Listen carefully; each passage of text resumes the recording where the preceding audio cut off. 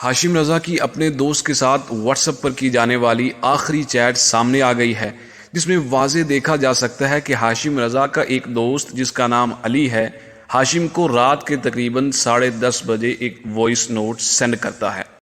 علم و فہم چینل کے ناظرین، اس طرح کی مزید علمی، اصلاحی اور موٹیویشنل ویڈیوز کے لیے ہمارے یوٹیوب چینل کو سبسکرائب کیجیے اور بیل نوٹیفیکیشن کو آن کیجیے تاکہ ہماری ہر ویڈیو باقاعدگی سے آپ تک پہنچ سکے۔ بسم اللہ الرحمن الرحیم۔ ناظرین کرام، ہاشم رضا وہ بہادر نوجوان جس نے لوگوں کو زندگی کا مقصد سمجھایا، جس نے سکھایا کہ زندگی کا مقصد اوروں کی خدمت کرنا اور ایک اچھا انسان بننا ہے۔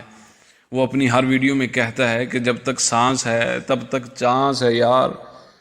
ہاشم رضا کی موت کی خبر جنگل کی آگ کی طرح پھیل گئی، بڑے بڑے لوگوں نے اس پر ٹویٹس کیے۔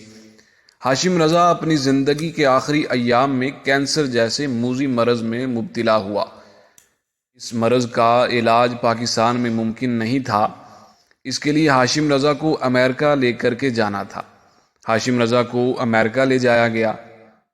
بہت سارے مخیر حضرات نے اس بہادر نوجوان کے علاج کے لیے کافی فنڈز بھی مختص کیے، لیکن موت اور زندگی تو اللہ قادر مطلق کے ہاتھ میں ہے، لہٰذا یہی مرض جان لیوا ثابت ہوا اور انسانیت کا درد رکھنے والا یہ نوجوان اس دنیا فانی کو چھوڑ کر اپنی منزل کی طرف رواں ہوا۔ ہاشم کی موت کی خبر سن کر ہر آنکھ پرنم تھی۔ بلا شبہ ہاشم نے اپنی زندگی کا مقصد حاصل کر لیا۔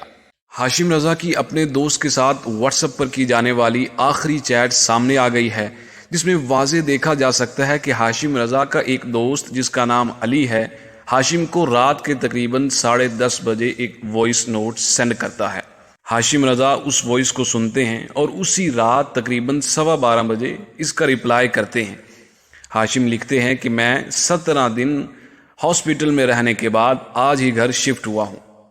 وہ اپنے دوست کو دعا دیتے ہیں۔ اگلے دن رات 11:45 سے 11:30 کے بیچ ان کا دوست انہیں دوبارہ میسج کرتا ہے، لیکن ہاشم کی طرف سے اس کا رپلائی نہیں جاتا۔